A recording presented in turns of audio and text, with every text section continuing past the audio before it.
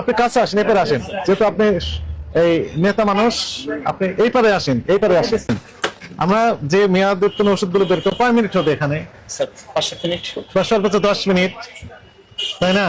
আমরা কত প্যাকেট মেয়াদ উত্তীর্ণ ওষুধ বের করলাম এটা আমরা একটু দেখেন আপনার সম্মুখে দেখি। 1 2 3 4 5 6 7 8 9 10 11 12 13 14 15 16 17 18 19 20 21 22 23 24 25 26 27 28 29 30 31 32 33 34 35 36 37 38 39 40 41 42 43 44 45 46 47 48 49 50 51 52 53 প্যাকেট আর একটা 54 প্যাকেট ওষুধ পাওয়া গেল 10 মিনিটের মধ্যে। একই সাথে খাবারের আইটেম দেখেন, 1 2 3 4 5 6 7 8 9 10 11 12 13 14 15 16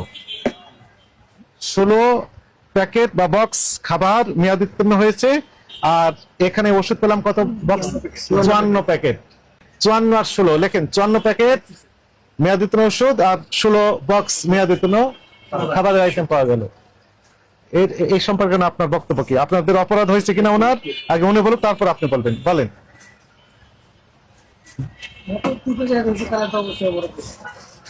অপরাধ হয়েছে, তাহলে এই অপরাধ আপনি করেই যাবেন, এই তো?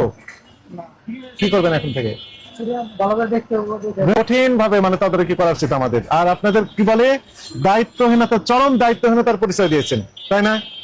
আপনি এখন বলেন নেতা হিসাবে। স্যার যেহেতু এক্সপায়ারি মেডিসিন পাওয়া গেছে এটা অবশ্যই অন্যায়। এবং 2013 সালে মেয়াদ উত্তীর্ণ ওষুধ পাওয়া গেল কেন? এই দোকানটার বয়স 1.5 বছর, এখন মালিক যেহেতু নাই সেটা আমিও বলতে পারছি না এই মুহূর্তে যে কেন এই প্রোডাক্টগুলো এখানে আছে। তার মানে উনি কি মেয়াদ উত্তীর্ণ প্রোডাক্ট বিক্রি করেন কিনা এখানে? যেহেতু তাকে আছে সেহেতু স্বীকার করতে হবে, যেহেতু তাকে আছে, তাকে আছে। আচ্ছা, আমরা 10 মিনিটে যদি বের করতে পারি 54 প্যাকেট মেয়াদ উত্তীর্ণ ওষুধ, উনি তো সারাদিন থাকেন, কি করেন বলেন? এটা কি তোমাদের মালিক কখনো ইনস্ট্রাকশন দেয় না এটা বের করার জন্য? বলছি এর আগে কিছু ভাই বলছি, তার মানে আমি কত কিছু করে আসছি, আমার তো লোকজন আমার সব জানার না।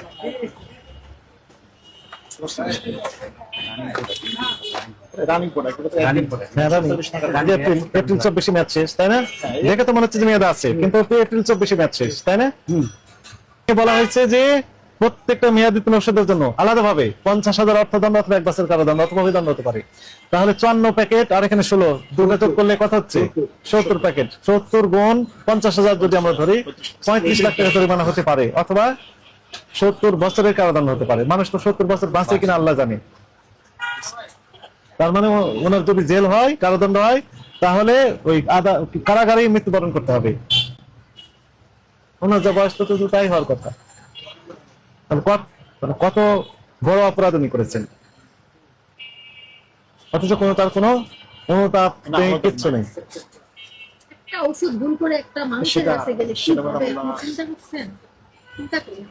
আপনার এখন আপনি বলেন, আপনার ফিলিংসটা বলেন, তারপর আমরা রায় দিয়ে দিই। স্যার এখানে নেগেটিভ মানে কোনো ফিলিংস কাজ করবে না, যেহেতু এতগুলো মেডিসিন পাওয়া গেছে একটা দোকানে। আমরা রেগুলার প্রতি সপ্তাহে প্রতি মাসে আমরা এক্সপায়ারি মেডিসিন এবং আনরেজিস্টার্ড মেডিসিন বা প্রোডাক্টের বিষয়ে প্রতিনিয়ত আমরা মেসেজ দিচ্ছি এবং নোটিশ আকারে দিচ্ছি যে আপনারা এই বিষয়টা প্রতি 3 মাস পর পর চেক করে আপনারা প্রোডাক্টগুলো যেহেতু কোম্পানি রিপ্লেস করে দেয় আমাদেরকে, প্রতি 3 মাস পর পর চেক করে যেগুলো এক্সপায়ারি হয় কোম্পানিকে দিয়ে দেন। কোম্পানি যদি না নেয় সে ব্যবস্থা আমরা করবো। আপনারা শুধু দায়িত্ব তার থেকে প্রোডাক্টগুলো নামিয়ে আলাদা করে কোম্পানিকে দেওয়ার ব্যবস্থা করেন, কোম্পানি থেকে রিপ্লেসমেন্ট করার দায়িত্ব আমাদের। কিন্তু এরপরেও যেহেতু এই তাকে রয়েছে, সেহেতু আমাদের তো অবমাননা করছে, আমাদের ইনস্ট্রাকশন আমাদের নোটিশকে অবমাননা করছে। সেই বিষয়ে স্যার আপনার মতামত? যাক, আপনাদেরকে যেহেতু আপনারা আসছেন, নেতৃবৃন্দ আপনাদের মুখের দিকে তাকিয়ে সতর্কতামূলক ভাবে 50,000 টাকা জরিমানা আরোপ করা হলো এই প্রতিষ্ঠানটিকে, এবং 7 দিনের জন্য বন্ধ ঘোষণা করা হলো। এই 7 দিন সকল প্রকার বিক্রয় কার্যক্রম বন্ধ থাকবে। এর মধ্যে উনি জাস্ট দরজাটা ওপেন করে ভিতরে ঢুকবেন, আলো জ্বালাবেন, জ্বালিয়ে যত মেয়াদ উত্তীর্ণ আরো আছে অবৈধ অনুমোদনবিহীন ওষুধ বা খাদ্যপণ্য যেগুলো রয়েছে মেয়াদ উত্তীর্ণ, সবগুলো উনি সার্চ করে আলাদা করবেন। করার পর আমাদেরকে জানাবেন যে হ্যাঁ এগুলো হয়ে গেছে, এরপর আমরা ওপেন করে দেবো।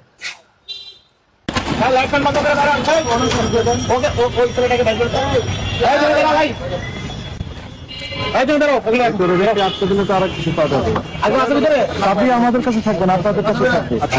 আমার কিছু নেবো না।